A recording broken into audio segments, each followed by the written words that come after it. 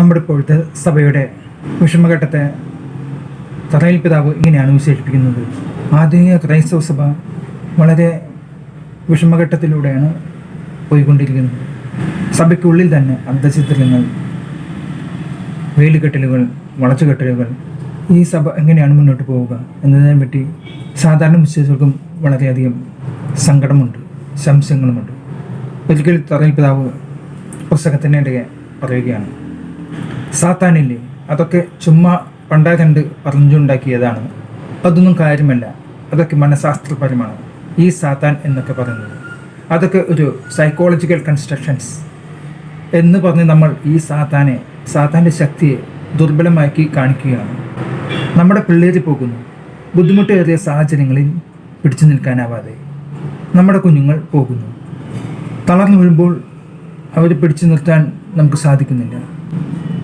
35 രൂപതകളിൽ 34 രൂപതകളിലും സ്വീകരിച്ച ഒരു കുർബാന 10,000 വൈദികരിൽ 9,500 പേരും സ്വീകരിച്ചു.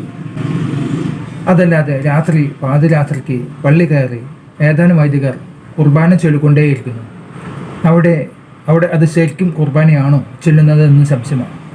അലർന്ന സിംഹത്തെ പോലെ ആരെ വിഴുങ്ങേണ്ടെന്ന് അറിയാതെ അലർപ്പാഞ്ഞു നടക്കുന്ന ഈ സാത്താനെ അവനൊരിക്കലും തോറ്റു പിന്മാറില്ല. അവന് ജയിക്കണം, അവന് പിളർത്തണം, അവന് ഭിന്നതയുടെ വിത്ത് വിതയ്ക്കണം. അങ്ങനെ അവനൊരു ലക്ഷ്യം സാധിച്ചു. കന്യാസ്ത്രീകളുടെ എണ്ണം ഞങ്ങളുടെ സഭയിൽ ഏതാണ്ടൊക്കെ തീരുമാനമായിട്ടുണ്ട്. ഇനിയും വൈദികരുടെ എണ്ണം കൂടിയേ കുറയാനുള്ളൂ.